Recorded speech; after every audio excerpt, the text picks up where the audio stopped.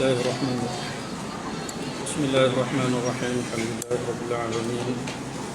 Wassalatu wassalamu ala asyrafil anbiya'i wal mursalin sayyidina Muhammadin wa ala alihi wa sahbihi ajma'in. Rabbi shrah li sadri wa yassir li amri wahlul 'uqdatam min lisani yafqahu qawli. La haula wa la quwwata illa billahil 'aliyyil 'azim. La haula wa la quwwata illa billahil 'aliyyil 'azim. La haula wa la quwwata illa billahil 'aliyyil 'azim. Rukun yang ketiga, berdiri betul. An Abi Humaid As-Sa'idi radhiyallahu anhu qala kana Rasulullah sallallahu alaihi wasallam idza qama ila as-salah i'tadal qa'iman wa rafa'a yadayhi hatta haza bihima mankibai. Rawahu Imam Ahmad wa ghairi. Betul tuan-tuan? Surat 129. Daripada Abu Humaid As-Sa'idi radhiyallahu anhu katanya,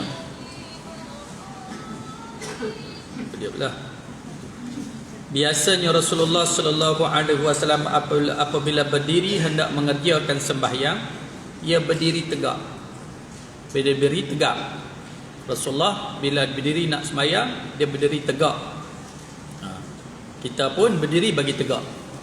Dan mengangkat kedua tangannya hingga menyamai kedua bahu, lalu bertakbir dengan takbiratul ihram. Itu cara Nabi. Nabi bila nak berdiri sembahyang, Nabi berdiri tegak, Nabi angkat tangan berbetulan dengan bahu. Itu berbetulan dengan bahu. Laki sama, perempuan sama. Angkat berbetulan dengan bahu. Jangan angkat sikit je. Banyak. Angkat zakat tu boleh angkat, tak dapat pahala betul angkat terus. Angkat berbetulan dengan bahu sampai ni, jadi terasa lah tangan ni. Itu angkat berbetulan dengan bahu. Itu Nabi. Dan berdiri tegak, jangan dok bongkok. Berdiri tegak. Itu cara Nabi sembahyang. Baik. Dalam hadis yang berikut, ada hadis lain baginda bersabda menegaskan tentang wajibnya berdiri dalam sembahyang. Tadi sahabat cerita Nabi sembahyang berdiri tegak, dia angkat tangan berbetulan dengan bahu. Itu. Dan Nabi juga cerita an Imran bin Husain radhiyallahu anhu qala kana biya bawasir fasa'altu an-nabi sallallahu alaihi wasallam anis salah faqala salli qa'iman fa in lam tastati' qa'idan fa in lam yastati' fa'ala jambin. Rawul Bukhari.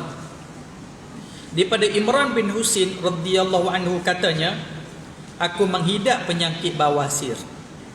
Bawasir ni bahasa Arab dah. Kanasbial bawasir. Itu. Bahasa Arab pun panggil bawasir, kita pun panggil bawasir. Penyakit lama ni. Zaman Nabi dulu dah ada penyakit ni. Ramai sahabat-sahabat kena penyakit bawasir. Dan imam-imam, ulama-ulama besar pun ramai kena penyakit bawasir. Ingatlah kalau kena penyakit bawasir, sahabat pun kena. Bagi. Banyak bagi. Yang kena sampai tak boleh berjalan.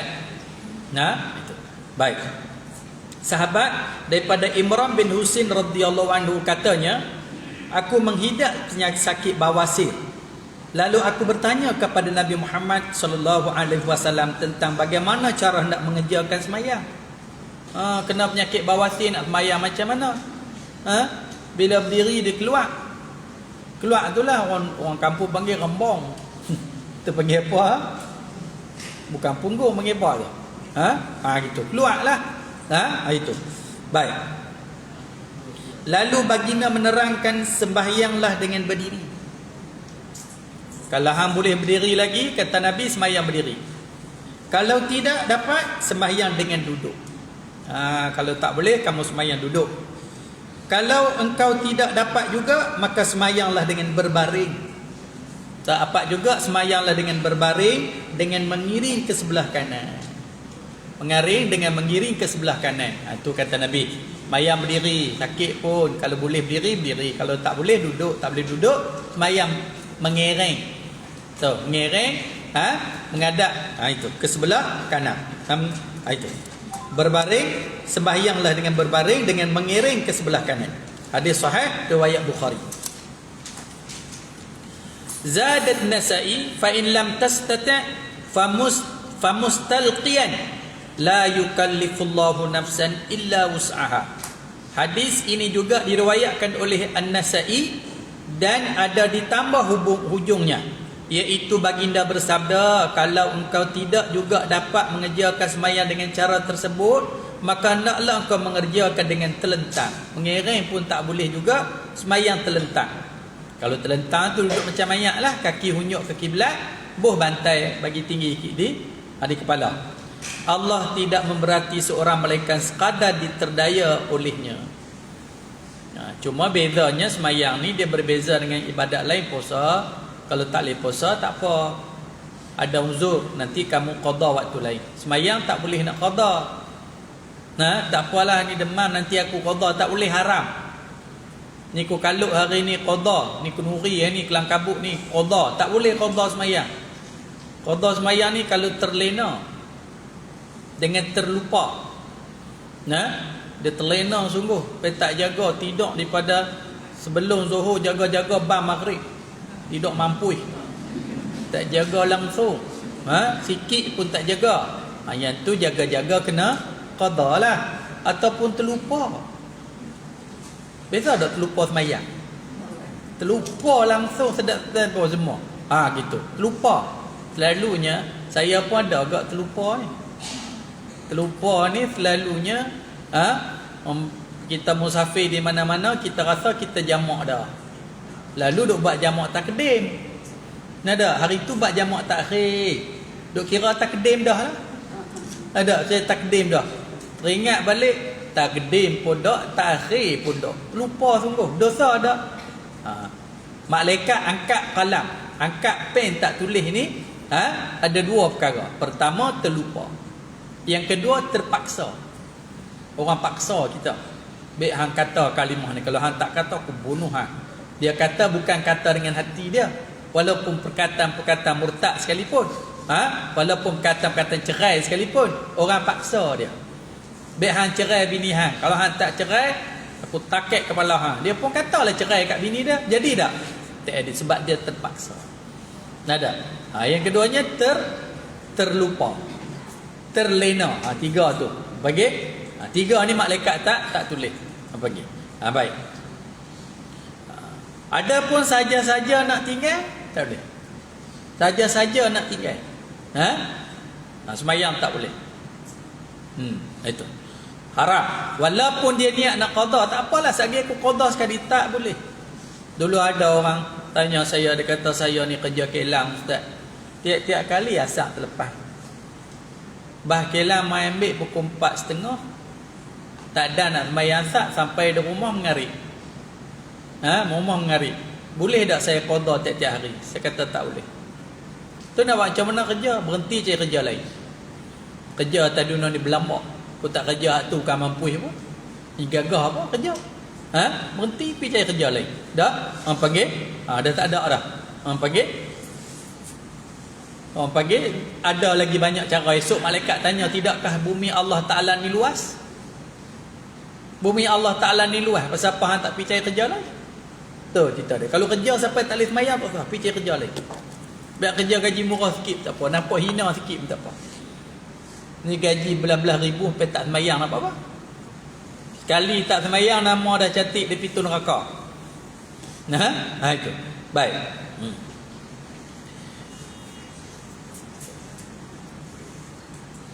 Hadis yang ke-70 menjadi dalil tentang wajibnya berdiri dalam sembahyang. Demikian juga hadis yang ke-71 ini, hadis ini juga menerangkan lagi tentang cara sembahyang orang sakit. Menurut huraian ulama rahimahullah, diwajibkan qiyam atau berdiri betul. Diwajibkan qiyam atau berdiri betul, itu ialah pertama. Bagi orang yang berkuasa sanggup melakukannya dan tidak ada sebarang uzur yang menghalangnya. Itu. Menurut huraian ulama rahimahullah, wajib qiyam tu berdiri betul, itu ialah bagi orang yang berkuasa melakukannya tidak ada sebarang uzur yang menghalangnya. Kena berdiri. Tak boleh nak sembahyang duduk bagi orang yang tidak ada uzur. Kedua, untuk fardu. Untuk fardu. Kalau sunat dia boleh berdiri, tapi dia nak sembahyang duduk. Pasal apa? Malas. Dah duduk dah tang tu, nak bangun pula malas. Mayang tang tu, boleh tak? Boleh. Pi pahala setengah pada berdiri. Pi pada tak buat langsung tu buat bilah. Pas bagi salam tu, orang lain pakat bangun, dia malas nak bangun. Kadang-kadang bukanlah kata dia tak boleh bangun. Nak bangun tu payah. Dah badan ni stambul berat. Tak larat nak bangun. Boleh bangun tapi bangun payah ngap apa semua. Satgi dah balik tak buat dah, sembahyang duduk. Pergi. Tak apa, untuk sembahyang sunat boleh. Walaupun dia mampu sembahyang berdiri, dia nak sembahyang duduk, sah. Untuk sembahyang fardu tak boleh. Boleh kalau dia uzur. Syaratnya hendaklah berdiri tegak dengan meluruskan tulang belakang. Dalam pada itu disunatkan memandang ke tempat sujud. Semayang ni tengok tempat sujud. Kecuali kita semayang depan masjid, depan Kaabah, ada pendapat mengatakan sunat tengok Kaabah. Tapi kalau kita semayang tempat kita ni, tengok tempat sujud. Lepas tu ada ulama sebut, kecuali kita ubah pandangan kita sewaktu kita sebut asyhadu alla ilaha illallah, angkat jari masa baca tayat tu kan, masa tu tengok jari sampai bagi salam. Faham? Mayang tengok tempat sujud. Bila baca tahiyat asyhadu alla ilaha illallah, angkat jari tu, tengok jari tu sampai bagi salam. Supaya pandangan kita tu tak tengok rata. Ni mata siap. Itu. Kadang-kadang masjid-masjid lo ni pun haru juga, dia bubuh televisyen besar di depan. Bubuh apa tu? Teknologi lah. Tengah duk sembahyang duk pergi cerita ni, dia buat kartun pula. Tunjuk nak cerita kata ni hak ni undang-undang apa dia covid lah, apa jarak sosial. Semua terang macam-macam ada depan kita, tak ada apa merapu. Pemikiran kita tambah buh di depan-depan. Lo ni buh TV besar-besar. Lihat pula apa semua. Bukan kadang sembahyang, mengaji pun sama. Duk dengar khutbah tu, duk tengok benda tu. Ada kuliah duk perhati tengok benda tu. Tak sesuai. Buh kot belakang-belakang sikit tak apalah. Bukan kita tolak teknologi tu. Tapi kalau sampai depan, menghadap depan, pergi, ada macam-macam tulis keluar, macam-macam hadis ni cerita ni apa semua. Tak sesuai dah. Jadi masjid tu tak tenang. Ada. Itu. Lah ni ke semua lagu tu. Saya tak berkenan. Bahagian depan masjid bagi kosong. Sengah-sengah khat pun tak tulis. Tulis pun tulis hak mudah. Nun tulis khat berbelit tengah semayang duk cari mana ekor, mana kepala wow. Duk cari tu khat apa semua tu. Habis aku tu semayang. Tu cerita. Yang penting semayang tu kita dapat khusyuk. Kalau ada benda begitu, jagalah hak sunat dia ni. Apa dia? Tengok tempat sujud. Kita tak nampak apa. Orang panggil jauh pandangan, banyak pengalaman. Jauh perjalanan, banyak pengalaman. Gitu. Bila mata kita tengok jauh, fikiran kita pun jauh. Jadi tunduk. Tunduk ni juga melambangkan hamba. Khadha', rendah diri. Masa tu ubah ketika kita baca tahiyat asyhadu alla ilaha illallah, daripada tengok tempat sujud kepada tengok jari yang kita angkat. Faham? Baik. Tentang sembahyang sunat, maka dibolehkan sembahyang duduk, tetapi lebih besar pahalanya jika dikerjakan dengan berdiri. Kalau berdiri lagi baiklah. Sembahyang sunat boleh juga dia duduk walaupun dia mampu berdiri. Untuk sembahyang fardu wajib berdiri. Kalau tak mampu berdiri baru boleh duduk. Faham? Sembahyang orang sakit. Berdasarkan hadis ini dan juga hadis-hadis yang lain, jelaslah bahawa sembahyang fardu yang 5 wajiblah dikerjakan dalam segala keadaan sehingga orang sakit pun tidak terlepas. Selagi ada akal kena sembahyang. Selagi ada akal kena semayang. Jadi tak tahulah kita macam mana. hidup kita ni. Tak ramai dah bila duduk hospital, duk yoya kok ni dengan doktor mai pegang misi, mai pegang cucuk sana cucuk sini. Masa tu boleh ke jaga semayang tak tahulah. Banyaknya berterabur habis. Kita harap apa pun keadaan, apa pun suasana, kita semayang sampai mati. Buat semayang sampai mati. Nih, jaga. Jangan ada tinggal semayang. Karena fardu semayang tidak boleh sekali-kali tinggal walau apa keadaan sekalipun. Betul. Baik.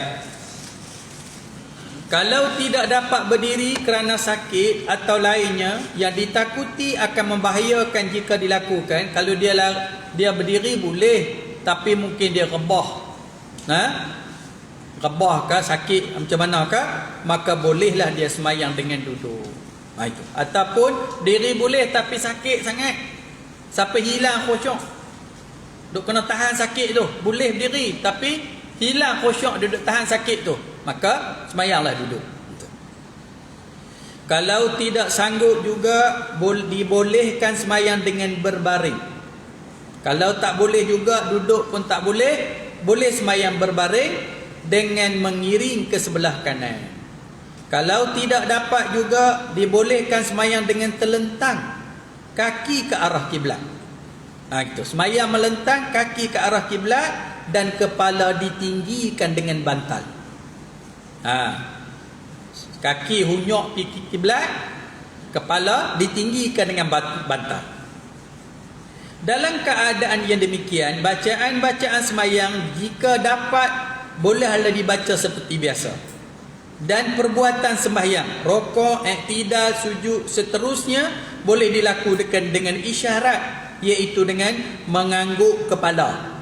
Kalau tidak dapat, memadai dengan isyarat dengan kelopak mata. Angguk kepala. Nak rokok angguk, nak sujud angguk, bangkit sujud angguk, bangkit rakaat ke rakaat angguk kepala. Kalau tak boleh, pejam mata. Rokok pejam mata. Sujud pejam mata. Bangkit daripada sujud pejam mata. Nak naik rakaat lain pejam mata. Mata bagi isyarat. Itu. Kalau ini juga tidak dapat, nak pejam mata pun tak dapat, masih ada ingatan, maka hendaklah ia mengingat rukun-rukun dan sunat sembahyang itu dengan hati. Ingat rukun-rukun sembahyang itu dengan hati. Selek mata tak boleh dah. Tapi hati dia ingat rukun-rukun sembahyang tu dengan hati.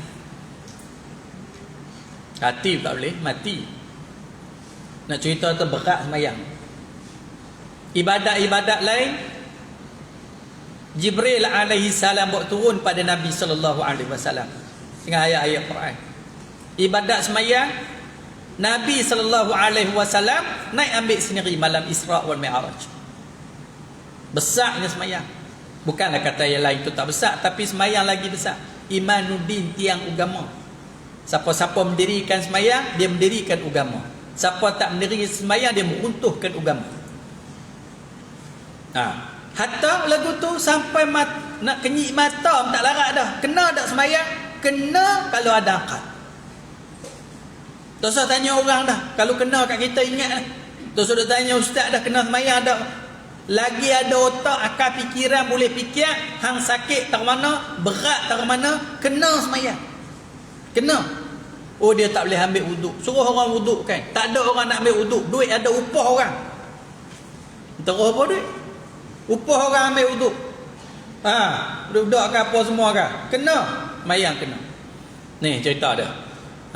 Baik. Rukun yang keempat, membaca suratul Fatihah. An Ubadah bin Samit radhiyallahu anhu anna Rasulullah sallallahu alaihi wasallam qala la salata liman lam yaqra bi Fatihatil kitab. Rawahul Bukhari wal Muslim. Daripada Ubadah bin Samit radhiyallahu anhu bahawa Rasulullah sallallahu alaihi wasallam bersabda, tidak sah sembahyang bagi orang yang tidak membaca surah Al-Fatihah. Sembahyang tak sah bagi orang yang tidak membaca surah Al-Fatihah. Kena baca surah Al-Fatihah. Tu kita faham dah lah, tak payah urai banyak-banyak. Cuma bacalah Fatihah tu bagi betul. Pergi depan-depan orang yang pandai-pandai, tarik surah Fatihah bagi dia dengar. Lepas tu kalau tak betul dia pun betul kita. Jangan dok harap kata kita ni betul. Kerana Fatihah rukun. Semayang tak betul Fatihah tak sah semayang. Banyaklah tua-tua duk semayang Fatihah tak betul, semayang tak tinggal, pi tengok esok apa pun tak ada. Nanya nampak mana? Ramai orang-orang lah ni pandai-pandai. Cari budak-budak muda pun ada hak mengaji tahfiz, kan mengaji sekolah harap ke apa semua dengar Pak Long nak baca ni betul tak betul. Jangan duk bela malu. Duk bela malu. Ha? Akhirnya sampai ke mati duk malu. Semayang tak betul. Fatihah kena betul. Sebutan-sebutan dia panjang pendek dia, makhraj dia apa semua. Ha? Sebut bagi betul. Ha? Baik. An Abi Hurairah radhiyallahu anhu anna Nabi sallallahu alaihi wasallam qala man shalla salatan lam yaqra fiha bi ummil Quran fahiya qidakhun. Rawahul Muslim. Daripada Abu Hurairah radhiyallahu anhu bahawa Nabi sallallahu alaihi wasallam bersabda, sesiapa yang mengerjakan suatu sembahyang sedang ia tidak membaca padanya surah Al-Fatihah, ibu Al-Quran, maka sembahyangnya itu adalah cacat. Apa cacat? Tak sah. Siapa sembahyang tak baca surah Fatihah, sembahyang dia cacat. Cacat tu apa dia? Tak sah, tak nama sembahyang. Tak baca ataupun dia baca tapi baca dalam hati. Ramai lah kata tak boleh, ni rukun qauli, kena ada perkataan keluar, ada bunyi. Kadang masuk-masuk mulut pun tak bergerak, dia rasa macam baca dalam hati. Tak sah. Hati ni niatnya. Yang ni rukun qauli, kena baca dengan mulut, bagi telinga sendiri dengar. Kena ada kalimah keluar, sebutan keluar. Walaupun semayang yang baca perlahan, Zuhur pelan, dia suruh pelan, bukan sengat terus. Baca perlahan tapi kena baca. Macam orang kata lah, radio tu deras sangat, pelan sikit dia tutup terus. Bodoh budak ni, orang suruh pelan dia tutup. Faham tak? Ha, kata deras sangat, slow sikit, pak tutup. Baca tutup. Betul tak? Ha, yang ni samalah. Pelan baca tapi bunyi tapi pelan. Jangan sampai pelan tapi tak bunyi langsung. Sampai tak bunyi langsung, itu tak sah. Jaga elok. Baik.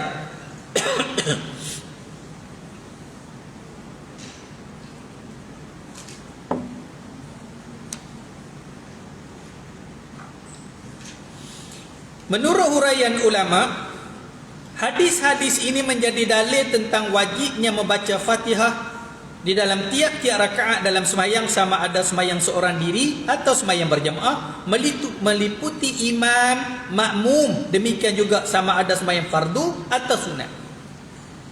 Semua kena baca. Sembahyang sunat kah, sembahyang fardu kah, makmum kah, imam kah, kena baca surah Fatihah. Tiap-tiap rakaat kena baca. Itu. Kecuali ada lah tak payah baca ni. Kita masuk-masuk tu imam rokok, Allahu Akbar, kita rokok terus. Rakaat tu dapat, tak payah baca Fatihah. Karena rakaat ni dia dapat apabila kita dapat rokok bersama imam, rakaat tu dapatlah. Apabila tak dapat rokok bersama imam, rakaat tu tak dapat. Nah, jadi kita masuk-masuk tu imam bila Allahu Akbar, dia rokok terus. Kita pun rokok. Baca tak Fatihah rakaat tu? Tak baca. Dapat tak? Dapat. Nah, dapat. Cuma orang tua-tua dulu kata Fatihah tu iman tanggung. Fatihah tu iman tanggung. Tak apalah, tanggung pun tanggung lah. Tapi janganlah duk buat tabiat tu dengar. Nah gitu. Tu iman nak rokok pun dia masuk. Yang tadi kau duk nganga saja. Tapi boleh. Ada pun yang lain-lain dia kena baca Fatihah. Nak baca Fatihah, tak baca tak sah. Baik. Suratul Fatihah itu dimulai daripada Bismillahirrahmanirrahim hingga waladdallin. Serta disunatkan membaca amin pada akhirnya. Itu. Fatihah itu bermula dengan Bismillahirrahmanirrahim pada mazhab kita. Setengah-setengah mazhab Bismillah tak masuk, sebab tu masuk Alhamdulillahirabbil alamin. Tu mazhab depa. Sah tak? Sah. Nah itu. Mazhab kita bismillah tu termasuk daripada ayat surah tu. Ya? Jadi kena baca, tak baca bismillah tak sah. Begitu. Baik. Serta disunatkan membaca amin. Sunat. Dalam sembahyang ni kalau kita serentak takbir dengan tu imam tak sah. Imam takbir kita takbir serentak tak sah. Imam takbir dulu baru kita takbir. Allahu akbar, kita takbir ikut imam. Jangan serentak. Yang kedua, serentak dengan tu imam tak dapat pahala. Apa dia? Imam rokok, kita rokok. Imam iktidal, kita iktidal. Imam sujud, kita sama serentak. Walaupun dia sembahyang berjamaah, tapi pahala dia satu macam sembahyang seorang. Sebab dia sama dengan imam. Yang ketiga, sama dengan imam afdal. Yang tu yang disuruh. Apa dia? Amin. Serentak. Jangan terdahulu, jangan terkemudian. Itu disebut, kalau kita dapat amin bersama dengan imam, turut diaminkan oleh malaikat di langit. Bagi serentak. Gitu. Sebab tu amin ni bagi khasnya bagi laki-laki, deras sikit. Kita teruk. 100 orang sembahyang, tutup imam sebut waladhdallin. Amin tu tak keluar pun pada pintu tu. Warak.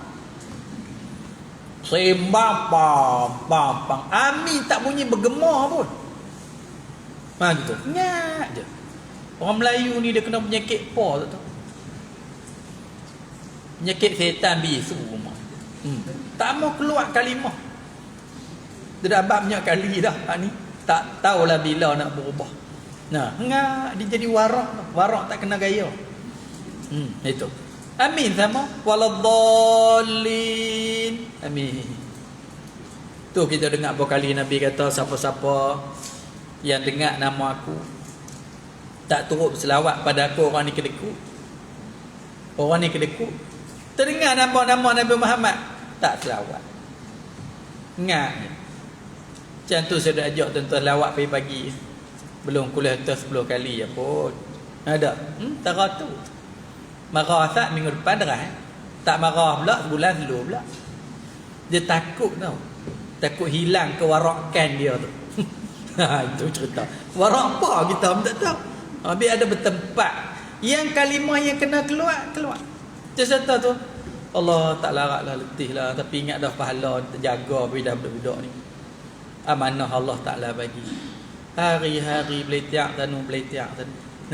Jekah tanu jekah tani. Harap jangan darah tinggi naik sudah. Tengok mayang mulut tak nganga, suruh nganga.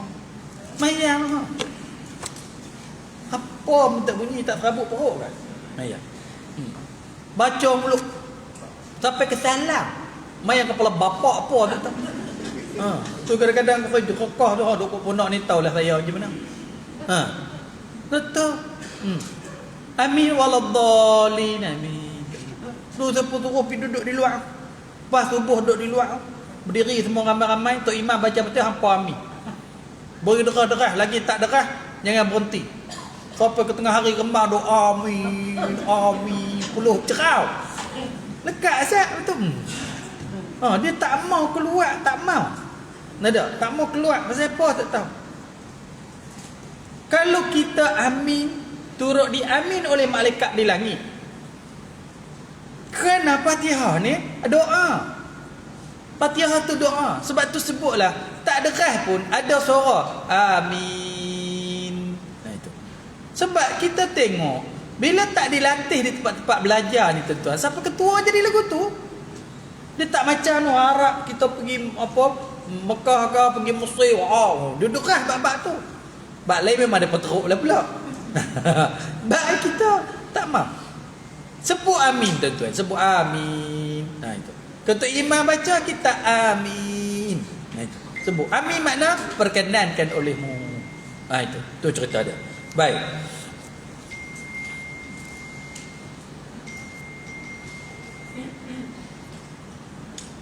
Ia dinamakan Ummul Quran, Ibu Quran, kerana mengandungi secara ringkas dasar-dasar Islam yang asasi yang kerananya Al-Quran diturunkan.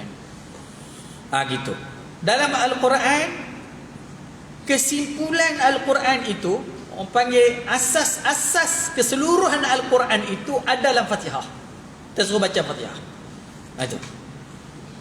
Sebab tu kan payah mana kau nak baca doa, nak baca jampi pun. Baca Fatihah aja. Tidak tambah keluar Allah. InsyaAllah. Tapi orang lain baca jadi, kita baca tak jadi. Ada. Gitu. Fatihah je pun doa, segala doa. Baca. Itu. Adalah kita tak kena tu kalau tak jadi tu. Baca Fatihah bagilah. Macam saya katalah, takut kalau satu hari Allah tarik Fatihah daripada dada kita. Na'udzubillah min zalik. Mintalah pada Allah sampai mati boleh baca Fatihah. Ada orang tuan-tuan, dia tak boleh baca dah. Tu tambah orang kena penyakit lumpuh, tak boleh cakap dulu, duk baca elok. Kerak tuan tarik lidah ke kerak tak boleh baca dah. Habis dah waktu kamu baca. Kena sengak jenis tak boleh bercakap apa, habis dah. Ummul Quran kamu tak boleh baca. Ada orang Allah hilangkan. Nah itu tak boleh baca dah. Ingatan dia sengat ingat dulu elok dah. Ni alhamdulillahirabbil alamin arrahmanir rahim sengat. Pasal apa? Tak mai dah. Nak baca apa lepas pada tu? Kita alhamdulillah. Hari ini Allah bagi kita baca Fatihah. Boleh baca Fatihah. Biarlah pohon pada Allah Taala, mintalah pada Allah biar aku boleh baca Fatihah sampai akhir hayat. Tu Al-Fatihah. Baca bagilah. Bacaan wajib dipelajari serta dibunyikan huruf-hurufnya dengan betul. Alham dengan alham. Tuha, yakni ha. Sebut huruf dia bagi betul. Alham, bukan alham. Alhamdulillah, alham. Allazi, bukan allazi. Itu. Zai dengan zal tak sama. Allazi. Siratal mustaqim, bukan siratal mustaqim. Qaf pituka kaf. Siratal ladzina an'am. Ada tambah nun. Siratal ladzina an'am. Mai mana nun tak tahu. Siratal ladzina an'am. Ada kat situ. Jangan tambah huruf, jangan tukar huruf, jangan tukar baris. Itu. Ghairil maghdub. Ghairil maghdub. Ini ghairil maghdub. Banyaklah sebutan-sebutan. Itu kena belajarlah. Makhraj. Apa makhraj? Tempat keluar. Tempat keluar huruf tu ada keluar di rengkung, ada keluar di hujung bibir, ada keluar banyak sebut. Itu di tengah halqum, itu sebut sebutan tu. Kena belajarlah tajwid. Hendaklah juga dipahami maknanya. Jangan Fatihah tu tak faham, tak patut. Kena faham. Hari-hari baca tak faham teruk. Faham makna? Alhamdulillahirabbil alamin. Hati ingat. Pujian-pujian itu bagi Allah. Allah tu siapa? Tuhan sekalian alam. Ar-Rahmanir Rahim. Allah tu apa? Yang Maha Pengasih dan Penyayang. Ni depa menang pula Kristian untuk menggunakan kalimah Allah. Depa tak bererti tuan-tuan, depa lawyer banyak. Depa lawyer banyak semua. Kita harap kerajaan rayu. Ada yang kata boleh depa pakai. Depa nak pakai. Siapa nak pakai? Kristian. Nak pakai nama Allah tu untuk apa? Untuk Allah satu, anak Allah, Allah bapa, Allah ibu. Nak suruh lagu tu? Guna kena tak apa. Allah tu apa? Qul huwallahu ahad. Kata olehmu, Allah itu esa. Allah itu esa. Kalau boleh pakai esok gereja-gereja, habis tulis nama Allah. Allah bapa, Allah anak, Allah cemar nama Allah Ta'ala. Kita tak izin sekali-kali. Tak boleh benar sekali-kali. Ini cerita dia. So habis keliru habis anak-anak. Lah apa orang keliru, orang kidah macam-macam dah. Mereka nak mengelirukan. Ni Kristian ni, tuan-tuan sekalian. Nak guna juga kalimah. Itu. Kita doa moga Allah Ta'ala tak izinkan. Dan kita tak boleh izinkan. Tercemak. Kita buat Allah. Kita mula Allahu Akbar. Kita mula. Itu. Boleh kat puak-puak ni habis. Itu cerita. Hendaklah juga dipahami maknanya, kerana pahaman yang mendalam sahaja yang akan memberi faedah dan kesan yang sebaik-baiknya. Faham perkataan-perkataan yang sebutan-sebutan kita sebut. Demikian juga halnya bacaan di dalam sembahyang. Itulah bacaan-bacaan dalam sembahyang hak lain kita ambil faham semua, ambil reti semua. Rukun yang kelima, rokok serta dengan tumak nina. Tentu dulu, rukun yang kelima, rokok beserta dengan tumak nina. Wallahu subhanahu wa ta'ala a'lam.